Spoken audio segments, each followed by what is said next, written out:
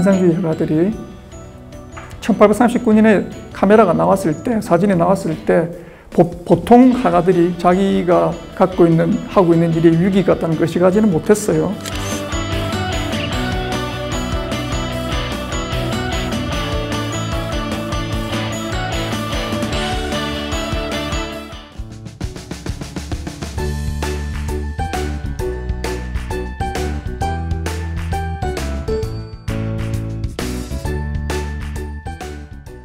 아마 영화가 프랑스에서 탄생한 이런 거는 여러분 다 아실 겁니다. 아마 하도 영화가 이제 거의 모든 대중들이 좋아하는 예술 장르이다 보니까 프랑스의 리미르 행지에서 탄생했습니다. 1895년 12월 28일 달짜가 나옵니다. 그날 크리스마스 시즌에 소위 휴가 때 크리스마스 시즌에 저 리미르 행제가 파리에 있는 그랑 카페라는 이런 정도 되겠습니다. 그랑 카페라는 곳에 프로젝션하고 지금하고 똑같습니다. 스크린 놓고 프로젝션하고 티켓팅하고 같이 앉아서 보는 거, 불 끄고 지금 같은 영화 관람행위를 시작했어요. 전날을 우리 영화가 탄생한 날이라고 그렇게 봅니다. 왜 프랑스인가 영화가? 왜? 왜 한국이 아니고 일본도 아니고 독일도 아니고 같이 그때 경쟁할 텐데 영국도 아니고 미국도 아니고 왜 프랑스일까? 그죠? 그거는 저는 인과관계가 있다고 봅니다. 예술사라는 게 대부분이 인과관계가 있어요. 예술사라는 게. 마치, 여러분, 이를테면 르네상스, 매너리즘, 바로코, 로코코, 신고전주의 넘어가는 미술사조들이 있잖아요. 그게 다 좀, 강조해서 말씀드리면 웬만한 권력 투쟁보다 더 비정합니다. 미학이라는 게 한번 전성기가 되면 시들기 시작해요. 참 재밌습니다. 그런 면에서는.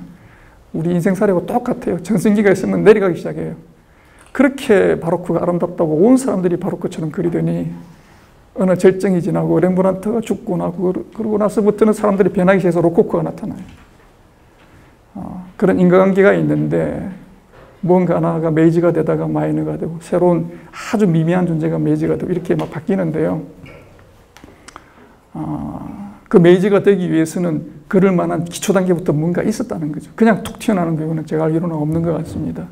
프랑스에서 영화가 탄생됐다는 것은 예술적으로 전 역사가 있었다. 몇 가지만 생각해 보겠습니다. 먼저 영화가 되려면 사진이 있어야 됩니다. 사진, 그죠? 가장 중요한 거 저 밑에 있어. 옛날에 카메라 옵스쿠라 이런 이야기는 다 빼고 사진이 있어야 돼요. 사진이 움직여야 됩니다. 그럼 영화입니다. 그죠? 사진이 움직여야 됩니다. 사진의 속성이라는 게 화가들의 욕망입니다. 일종의. 르네상스 이후만 생각해도 화가들이 갖고 있는 욕망. 눈에 보이는 그대로 내가 그림을 그리고 싶다. 소위 서양 미술의 일관된 전통이라는 것은 유사성의 역사인데 그래서 옛날에 보고 야 똑같다 그런 말 하죠. 칭찬입니다. 그때는 똑같네. 신부랑 똑같네. 그 똑같음을 표현하는 방식은 달라요. 바로크 화가랑 로코코 화가랑 다 다르듯이 어쨌든 신부가 똑같다는 믿음을 줄 만한 대상에 이으하다는 믿음을 줄 만한 이미지를 잡아내고자 하는 욕망은 다 갖고 있었어요. 화가들이. 경쟁을 했죠. 그런 기계를 만들어내기 위해서. 영국, 프랑스, 독일 대표적으로 경쟁했습니다. 프랑스에서 제일 먼저 나왔어요. 이 사진은 초창기 때 그때 다게르라는 작가에 의해서 촬영된 상제리제 그 글입니다. 상제리제 글이. 사진이 나왔습니다. 경쟁을 했는데 프랑스에서 사진이 먼저 나왔다는 거 중요한 사실이죠. 그러니까 일단 영화가 될 수 있는 첫 번째 필름을 잡았어요. 그리고 무엇을 잡았는지도 중요합니다. 영국, 프랑스하고 경쟁할 때 보시다시피 풍경화가 같잖아요. 그리고 다게르는 화가였습니다. 그러니까 예술의 것처럼 그림을 이미지를 잡았어요. 자기는 아티스트이기를 원했고 자기가 하고 있는 것은 아트이기를 원했고 재미있는 사실은 인상주의 화가들이 1839년에 카메라가 나왔을 때, 사진이 나왔을 때 보통 화가들이 자기가 하고 있는 일이 유기 같다는 거 의식하지는 못했어요. 인상주의 화가들도 크게 의식하지 않았습니다.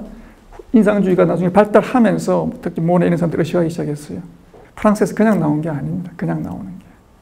그러니까 그 전에 굉장히 풍부한 미술의 역사가 있고 결정적으로 사진이 있었고 그 이후에 사진 때문에 미술이 변하더라는 겁니다.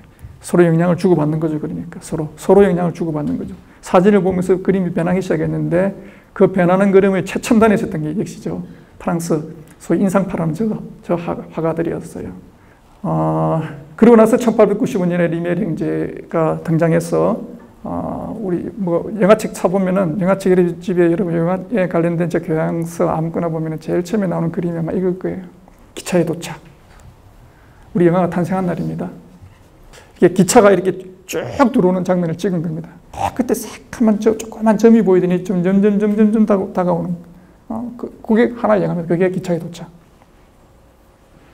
소위 그래서 이러면서 영화가 열렸는데 영화의 역사는 미학적으로는 그래서 리얼리즘 역사라고 그렇게 말합니다. 보다시피 눈에 보이는 그대로 잡은 거니까 마치 저 때는 미술하고 특별히 관계없는 것처럼 보입니다. 마치 저 때는. 근데 이런 그림 한번 보자는 겁니다. 그렇다면 모네가 기차의 도착이라는 그림을 제법 그립니다. 우리 미술 좋아하시는 분들은 잘 아실 텐데 무슨 말이냐면은 리메이르라는 사람이 처음에 영화를 찍을 때 무엇을 찍었는가 그 대상 말입니다. 대상 무엇을 찍었는가를 봤을 때 그 대상은 우리가 인상주의 화가들의 그림 속에서 익히 봤던 대상들이 많았어요. 무슨 말이냐면은 인상주의 사람들은 보다시피 이렇게 스틸이라는 그림을 특히 모네 스틸이라는 그림을 잘 안 그렸습니다. 움직이는 거 그리려고 그랬어요. 기차가 움직이는 거.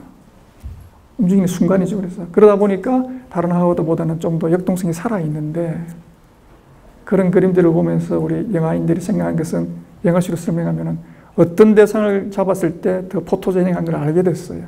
기차를 찍으면은 다른 대상을 찍을 때 기차를 찍었을 때 영화적으로 더 매력적이에요. 그리고 기차도 옆으로 움직이는 것보다는 이렇게 그죠? 원근법적으로 움직였을 때 더 매력적이에요. 그런 걸 알게 되는 겁니다. 그 아이디어를 우리 리메르 형제들이 본인들도 찍으면서 터득했겠지만 초창기 영화 사가들은 인상주의 화가들이 그렸던 그 이미지가 큰 영향을 미치다고 보는 거죠. 의식적이든 무의식적이든. 그래서 인상주에 나와 있던 그런 이미지들이 리메르 형제 초창기 영화에 이렇게 들어오게 됩니다. 자연스럽게 영화는 탄생하자마자 시각예술의 선배였던 미술의 미덕을 끌어쓰고 있다. 이렇게 보면 되겠습니다. 끝으로 1분만 이걸 한번 정리해 보겠습니다. 제가 왜 하자 그랬냐면은 통수빈이, 융합인이, 연결인이, 결합인이 이런 말들이 나오게 된 것은 저 옛날 물론 그리스 시절부터 그런 게 있었죠. 물론 있었지만 현대인들에게 가장 큰 영향을 줬던 것은 역시 60년대, 70년대에 그 프랑스에 풍부했던 그 구조주의자들인데 그 중에서 특히 롤랑 바르트 저 사람이 많은 영향을 미쳤습니다. 우리나라에서는 텍스트의 즐거움이라는 책으로 이렇게 번역되어 있는데 저 사람이 쓰는 말이 작품에서 텍스트로 이런 표현들을 썼었어요. 무슨 말이냐면은 일반적으로 하나의 작품이 우리 있습니다. 예를 들어서 톨스토이의 부활 이렇게 한번 생각해 봅시다. 작품이 있고 저자는 톨스토이입니다. 그랬을 때 보편적으로는 우리는 그 저자는 톨스토이고 그 작품은 부활이다. 그럼 우리는 그 작품의 어떤 주요한 주제라든지 그 작품의 소재라든지 이런 식으로 접근합니다. 다시 말해서 그 작품과 저자에게 이게 만약에 예술이라 그러면 예술의 대부분의 의미와 가치가 그쪽에 가 있어요. 우리는 보통 그러면은 그 생산자, 소비자를 이렇게 표현해 봅시다. 소비자는 그걸 찾아가는 역할을 하는 거예요. 소위 말해서 일방향이죠. 그렇죠? 일방향. 다르게 생각했어요. 우리 롤랑 바르트는. 그럴 수 없다는 겁니다. 왜냐하면은 여러분도 아마 그런 경우 누구나 있습니다. 어릴 때 시 같은 거 한 번씩 써보고 그랬을 테니까. 그리고 흔한 말로 그런 말 하잖아요. 예술은 떠나고 나면은 예술가 되려면 나랑 아무 관계 없다고. 정말 사실인 것 같아요. 끝나는 그 순간은 이 결과물 자체는 자기 혼자 독립성을 띠고 자기 스스로의 생명을 갖고 있는 것 같아요. 나가 의도한 걸 떠나가게 됩니다. 얘가. 그랬을 때 소위 그런 경우에 있는 그 독자가 읽어내는 이 작품을 이 사람은 텍스트로 그렇게 표현했습니다. 그럼 텍스트는 여러 가지가 되겠죠. 부활이라는 작품은 하나지만은 텍스트는 굉장히 많이 다양하게 나올 것 같습니다. 다시 말해서 만약에 의미가 있다든지 테마가 있다든지 소재가 있다면 그것은 저자가 거의 다 갖고 있고 통제하는 게 아니라 여러분과 저같이 향유하는 사람이 더 많이 갖고 있고 여러 가지 다양하게 나올 수 있다는 거겠죠. 그걸 저 사람 뭐라 그랬냐면은 그렇게 읽는 거, 영화를 보면서 여러분들이 그렇게 보시는 거요. 그걸 텍스트의 즐거움이라 그랬어요. 따라서 영화를 보는 사람들 태도도 그 이전의 영화를 보는 사람들처럼 하나의 의미를 찾아가고 어떻게 보면 수직적인 관계에서 수평적인 관계로 변하는 거 굉장히 중요하다고 생각했고요. 저도 그렇게 생각합니다. 그래서 이 사람 생각에는 독자든 관객이든 수평적인 관계에 왔을 때, 그래서 마치 르네상스인들이 1000년이 지난 그 가치관에 대해서 의심하기 시작했을 때 새로운 세상이 열린 건데, 문학이든 예술이든 미술이든 영화든 그런 변화가 필요하다고 보는 것이죠. 그래서 이런 사람들은 작품도 그 가능성을 많이 열어놓은 작품들을 더 상찬했죠. 그리고 반대로 과거처럼 기승전결의 엔딩 딱 있는 작품들은 상당히 폄하했어요. 왜? 말씀드린 그대로입니다. 동일한 가치관을 반복하는 것밖에 안 되기 때문에.